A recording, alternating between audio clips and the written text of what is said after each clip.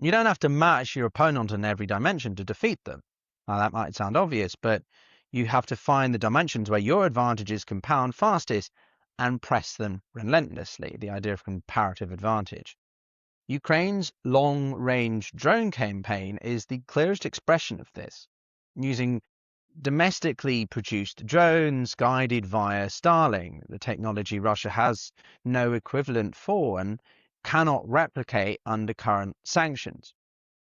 Now, Ukraine has been using this to strike Russian oil refineries, fuel depots, military logistics, and energy structure at a tempo and at distances that Russia's air defense cannot consistently, if at all, intersect. We've seen the implications of this in Moscow and St. Petersburg over the past 2 months or so. Now, the results are very visible inside Russia in ways that weren't possible even 6 months ago or a year ago. Russia has officially sanctioned what it calls a temporary decrease in fuel quality as a policy response to the refinery damage. That is a government formally acknowledging it can no longer supply its own population with properly refined fuel. Rationing has been introduced across more than 17 regions, and Russia has temporarily banned diesel exports as well. So one of the world's largest energy producers is having to ration its own exports. And it's not just about the fuel. Russia's military investment choices are now looking like exactly the miscalculation they were. Specifically, that Moscow bet heavily on Iskander ballistic missiles and Shahed derivative drones, weapons that are effective at striking Ukrainian cities, but provide no answer at all to the problem of defending Russian rear areas from Ukrainian attack.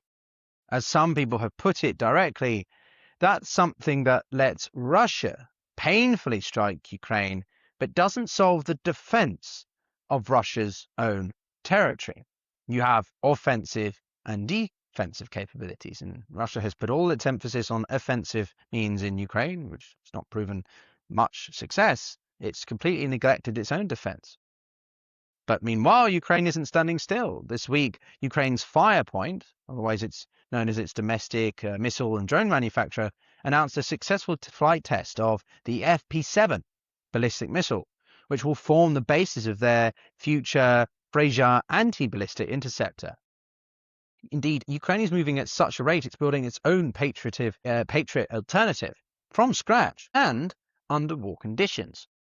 So this is the asymmetrical dynamic in plain view. Russia is spending vast resources trying to hold a line it is losing slowly but consistently. Meanwhile, Ukraine is simultaneously defending that line and building the next generation of weapons to press this advantage further. Jesus Christ. Now, this is the point I want to dwell on for a moment, because it reframes almost everything Russia is doing right now. Russia's mass strikes in Ukrainian cities, the Iskander on the Kiev apartment building, the drone attacks on food storage areas, on postal depots, these are war crimes, but they also signal something else, a military signal. When a military has operational momentum, when it's making genuine progress on the battlefield, when its logistics are functioning, industrial bases producing, it does not need to resort to mass civilian strikes as its primary mode of pressure. It applies pressure through battlefield success. The terror campaign, as people call it, is what you do when the battlefield option isn't working. Some analysts have said starkly that Russia's tactics stem from its fundamental organizational, intellectual, technical, and technological weaknesses. These Iskandias raining down on Kievan apartment buildings are not the signature move of a confident military. They are the sign of one that is running out of better options and is trying to break civil morale because it can no longer break the military line. Others have put it that Ukraine has been increasingly effective in its deep strikes against oil facilities, and so Putin is not only losing money or men, but the momentum, and that is why he's increasingly terrorizing civilians. And Russia's own military bloggers, the pro-war voices closest to the front line, are saying the same thing, but in their own ways. Some have written on Telegram that they should conduct massive mobilization campaigns because Russians already foresee big changes and cataclysms because of the unfavorable dynamics. The question isn't about whether to mobilize, it's about how and in what quantity. And this is extraordinary, coming from pro-war military bloggers who would claim 6 months ago that Ukraine was on the verge of collapse. You do not call for mass mobilization if you're completely in control of your human and technological aspects of the war, especially on Russian state TV.